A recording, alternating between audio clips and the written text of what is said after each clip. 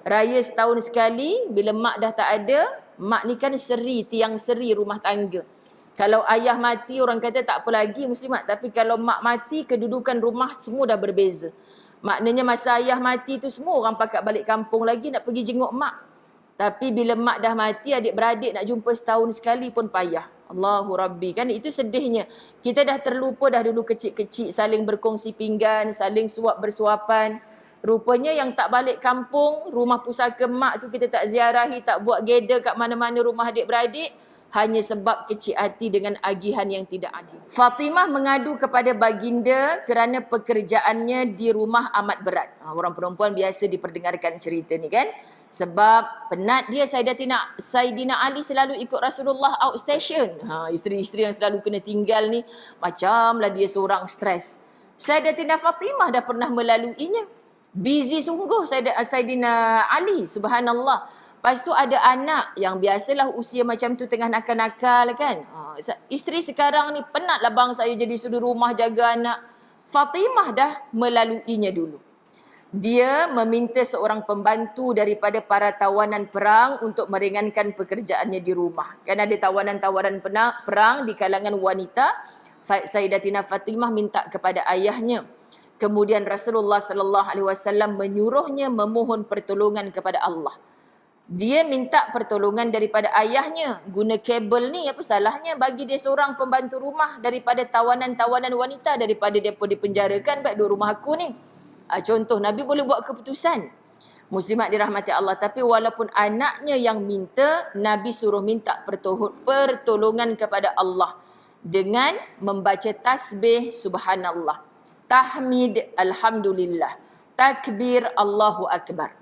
Okey? Baginda berkata, aku tidak akan memberikan pembantu kepadamu dan aku tidak akan membiarkan para ahlus suffah, yakni kelompok orang-orang yang duduk di masjid, perutnya dilipat kerana lapar. Anak sendiri minta, Nabi teringat ahlul masjid yang hidupnya susah, yang selalu kelaparan. Masya Allah. Rasulullah sallallahu alaihi wasallam lebih mengutamakan para muhajirin yang berdiam di bawah atap masjid kerana mereka tidak mempunyai mata pencarian. Siapa muhajirin? Orang-orang yang hidup susah, berhijrah daripada Mekah ke Madinah. Mereka tak ada rumah lagi dekat Madinah kadang. Mereka duduk berlindung di dalam masjid. Lebih baik Nabi pergi hantar makanan kat mereka. Gunakan kepentingan-kepentingan itu untuk mereka yang kelaparan daripada memberi kepada anaknya sendiri. Sebab anaknya bukan tak ada makanan, cuma anaknya minta pembantu. Sama kan macam kita, kadang-kadang kita memang mampu untuk bermewah-mewahan. Tapi kita tak sampai hati nak bermewah itu sebab kita nampak ramai lagi orang yang memerlukan.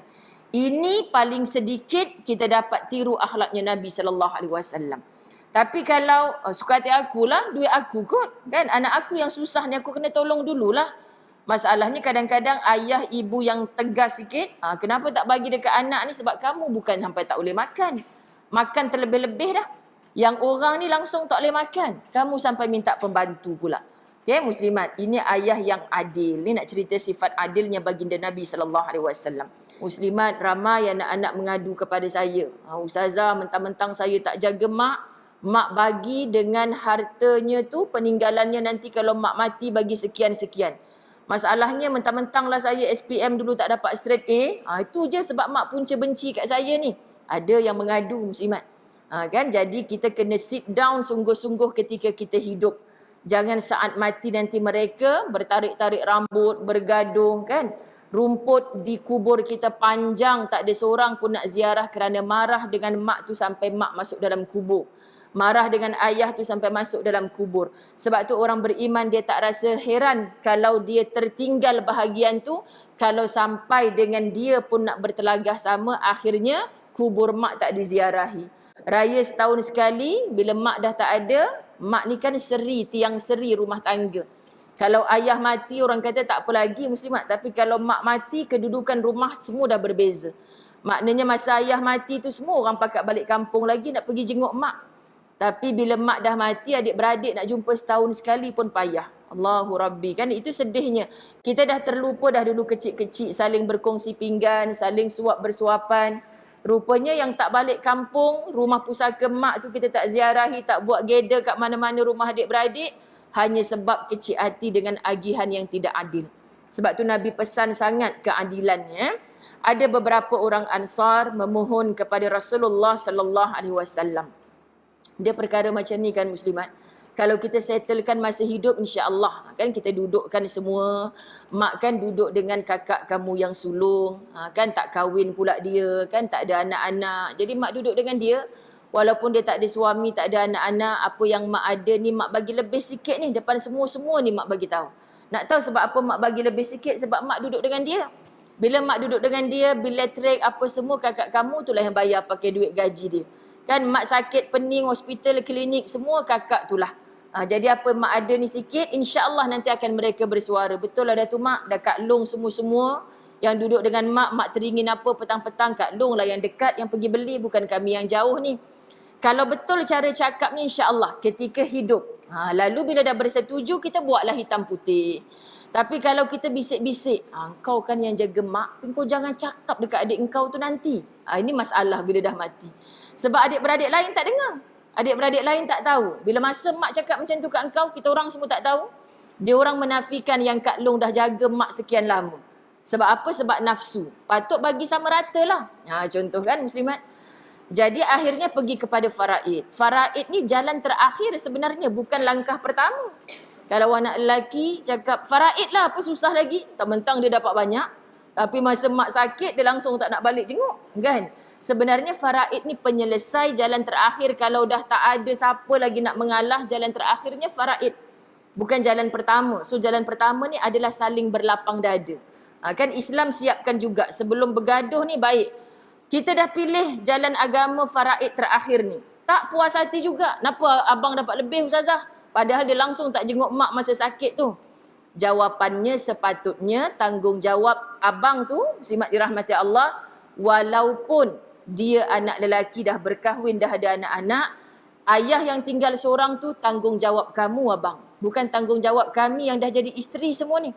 Jadi sebab tu kamu dapat bahagian yang lebih. Sakit pening ayah lepas ni kamu tak jaga dengan tangan tak apa.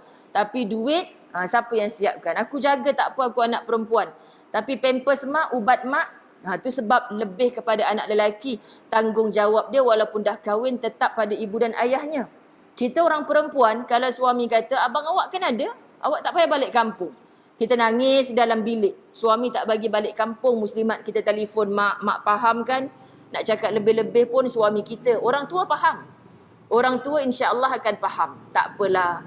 Tak apa mak, kalaupun tak balik, kita video call tiap-tiap hari mak. Saya masukkan duit dalam akaun adik. Adik kan yang susah payah jaga mak. Tapi belanja bulan-bulan saya yang bagi. Bab duit semua suami tak kedekut mak, tapi dia tak bagi balik jenguk mak. Ni ada orang mengadu kat ustazah ni. Macam mana saya nak buat ustazah? Tiap kali nak balik, suami saya tak bagi. Suruh balik kampung dia sebab mak dia pun sakit juga. Tapi kak, dah macam tu cara, suami akak berdosa di sisi Allah sebab memisahkan akak dengan mak ni. Tapi jangan akak tak ambil peranan. Adik yang jagakan kat kampung, masuk dalam akaun adik.